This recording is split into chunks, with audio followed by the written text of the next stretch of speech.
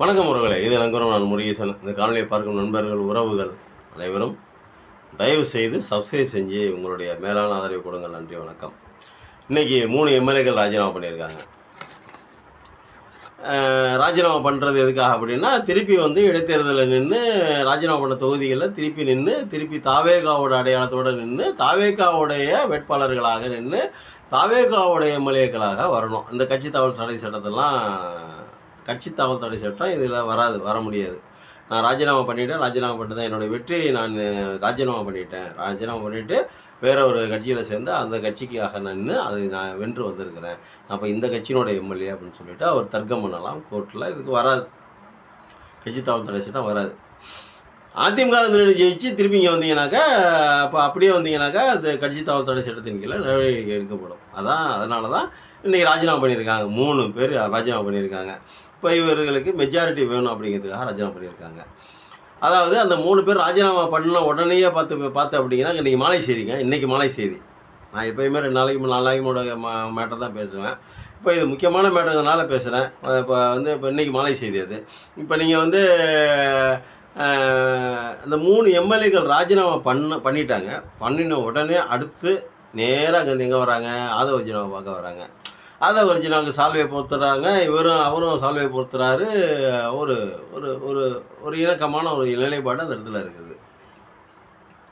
அடுத்த அரை மணி நேரத்தில் அவங்க அதிமுகவில் இருந்தவங்க தாவேகாவினுடைய ஐடி கார்டு தரப்படுது. அடுத்த அரை மணி நேரத்தில் தரப்படுது. அப்போ இதெல்லாம் ப்ரீபெய்டு பிளான் அப்படிங்கிற மாதிரி தெரியுதுல்ல, ஒரு ப்ரீ பிளான் அப்படிங்கிற மாதிரி தெரியுதுல்ல. அவர்களை ராஜினாமா பண்ண வச்சது, அவர்கள் இவருக்கு மாலை போட்டது, சால்வை போட்டது, அதுக்கு அடுத்த அரை மணி நேரத்துக்குள்ளார பிரிண்ட் ஆகி வருது அப்படின்னா அவர்கள் என்ன மாதிரியான வேலை பார்க்கிறார்கள், எப்படி வேலை பார்க்குறாங்க அப்படிங்கிறது நம்ம தெரிஞ்சுக்க வேண்டிய கட்டாயத்தில் இருக்கணும்.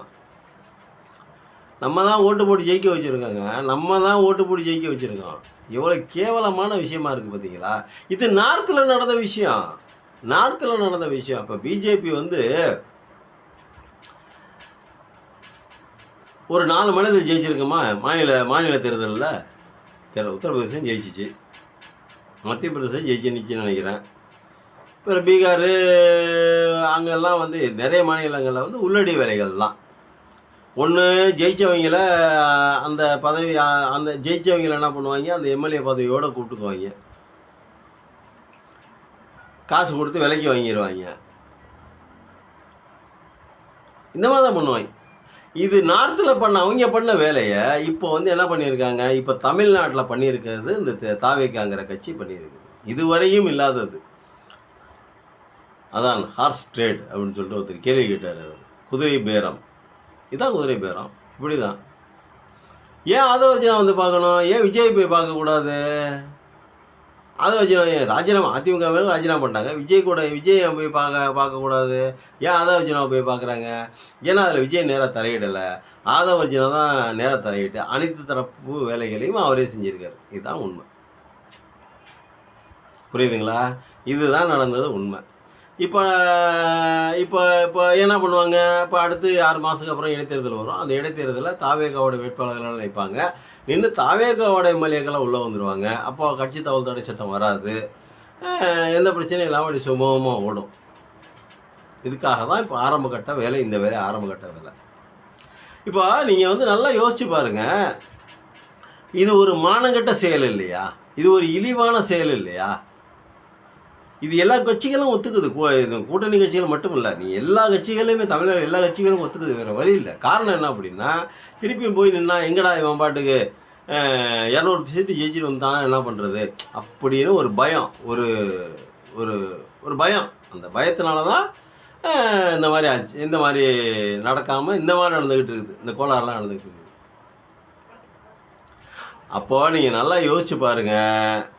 ஒரு தமிழ்நாடுனுடைய அரசியல் பயப்படுதுன்னா ஒருத்தனுக்காக பயப்படுது. ஒருத்தன் நடிகன் அப்படிங்கிறதுக்காக வேண்டிய பயப்படுது. இந்த ஆதவ அர்ஜுனாங்கிறவர் அன்புமிகு மரியாதைக்குரிய அமைச்சர்னு நம்ம கூப்பிடணும். இவர் இவருக்கும் அந்த இடத்துக்கும் என்ன சம்மந்தம்னே தெரியல. காசு இருக்குங்கிற ஒரே காரணத்துக்காக, காசு இருக்குது, பணம் இருக்குதுங்கிற ஒற்றை காரணத்திற்காக மட்டும் தமிழ்நாடு அரசியலை கையில் எடுத்திருக்கிறார். தமிழ்நாடு அரசியலை தங்கத்தை, அதாவது சிறுக சிறுக சிறுக சிறுக செதுக்கி செதுக்கி செதுக்கி செதுக்கி செதுக்கி சிலையாக மாற்றிய தமிழ்நாட்டை கொண்டு போய் ஆதவர்ஜுனா அப்படிங்கிற ஆதவர்ஜுனா அண்ட் ஃபேமிலி அப்படிங்கிற கும்பல்கிட்ட கொண்டு போய் அல்வா துண்டு மாதிரி தூக்கி கொடுத்துருக்குறோம். நம்ம மக்களாகிய நாம் செஞ்ச வேலை அது.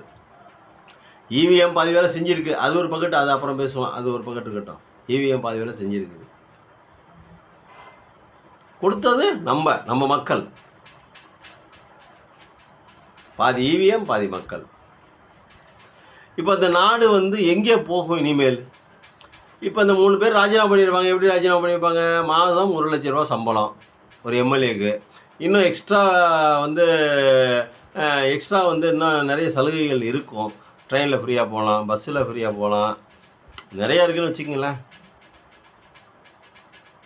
இவ்வளவும் கொடுத்து நீ எம்எல்ஏவா இரியா, மக்களுக்கு சேவை செய்யலாம். அந்த தொகுதியில் ராஜினாமா பண்ணிவிட்டு நான் அந்த சைடு அந்த கட்சியில் இருந்து நான் ஜெயித்தேன். இப்போ நான் இந்த கட்சிக்கு நான் வரப்போகிறேன், அதனால் இன்னொரு தடவை எலெக்ஷன் வைக்க போகிறாங்க அப்படின்னு. எலெக்ஷன் வைக்கிற செலவுக்கு யார் பொறுப்பேற்றுக்கிறது? இப்போ ஒரு எம்எல்ஏ வந்து ராஜினாமா பண்ணுறான் அப்படின்னா, அவர் இறந்து விட்டால் வேறு, உடல்நிலை சரியில்லாமல் இறந்து விட்டால் வேறு, அந்த இடம் வெற்றிடம் ஆயிரும், அது ஒரு பக்கத்து. ஆனால் வேணும்னே ராஜினாமா பண்ணிட்டு போய் இன்னொரு கட்சியில் சேர்றான் பாருங்க, அவனை கூட்டு வந்து என்ன பண்ணணும்? தேர்தல் செலவு பூரா நீ பண்ணுறா அப்படின்னு சொல்லணும். இவர் ராஜினாமா பண்ணிட்டு போவார், அந்த இடத்துக்கு அரசாங்கம் செலவு பண்ணி தேர்தல் நடத்தும், அது மக்கள் வரி பணத்தை நடத்தணும். இவர் திமுருக்கு இவர் செஞ்சுட்டு போவாங்க, இவங்க செஞ்சுட்டு போவாங்க, இவங்க பணத்தை வாங்கிட்டு கோடி கோடியாக பணத்தை வாங்கிட்டு மக்களுடைய பணத்தில் திருப்பி வந்து எலெக்ஷன் கமிஷன் எலெக்ஷன் வைக்கணும். மக்களுக்கு இது ரொம்ப அவசியம், தேவை. நீ ஒரு தவறான ஆளுங்கிறதுனால தான் நீ எலெக்ஷனில் உன்னை வந்து எலெக்ஷனில் நீ வந்து தவறான ஆளுன்னு தெரியாமல் தான் எலெக்ஷனில் நிற்க வச்சு உன்னை ஜெயிக்க வச்சாங்க. அப்படி அங்கேருந்து நீ இங்கே வந்து சேர்றானா என்ன அர்த்தம்? அப்போ உன்னுடைய இது எப்படி இருக்குது? உன்னுடைய தாட்டு எப்படி இருக்குது? அந்த கட்சியினுடைய தலைமை என்ன பண்ணுது, எப்படி இருக்குது? எதை நம்பி இவங்களை வாங்கன்னு சொல்லிட்டு கூப்பிட்டு ஆதரவு கொடுக்குறாங்க? இந்த ஆதவர்ஜுனா நாளைக்கு எல்லாத்தையும் பணம் காசு எல்லாத்தையும் இந்த ஆள்கிட்ட இருந்து வாங்கிட்டு, ஆதவர்ஜுனாட்ட இருந்து வாங்கிட்டு அவங்க வாபஸ் வாங்குறேன், அது பண்ணல இது பண்ணலன்னு சொல்லிட்டு சொன்னாங்கன்னா என்ன பண்ணுவீங்க? அவங்க வீட்டுக்கு சிபிஐ ரைடு விடுவீங்களா? இடி ரைடு விடுவீங்களா? எவ்வளவு கந்தரகோலம் நடக்குது பார்த்தீங்களா மக்களே? நம்ம என்ன செஞ்சு வச்சுருக்கோன்னு பார்த்தீங்களா? ஓட்டு போட்ட அன்பு உள்ளங்களை வணங்கி கேட்டுக்கொள்கிறேன். நம்ம என்ன காரியம் செஞ்சுருக்கோன்னு இவங்க தயவு செஞ்சு யோசிச்சு பாருங்கள். என்ன மாதிரியான ஒரு காரியம் செஞ்சுருக்கோம்? ஒரு ஸ்திரத்தன்மையான அரசு இல்லை, ஒரு சினிமா அரசு. வில்லனை அப்படியே அப்படியே அப்படியே இப்படி இப்படி இப்படி சுற்றுனா, இந்த கட்டை விரலில் வச்சு சுற்றுறது வில்லன் ஒரு 80 கிலோ 90 கிலோ இருப்பான். அந்த வில்லனை இப்படி கட்டை விரலால் வச்சு சுற்றுவாங்க. இதுதான் வந்து ஆன்மீகம்.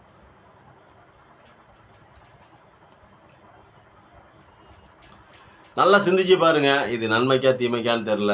சப்ஸ்கிரைப் பண்ணி பாருங்கள். உங்களுடைய மேலான ஆதரவு கொடுங்க. நன்றி, வணக்கம்.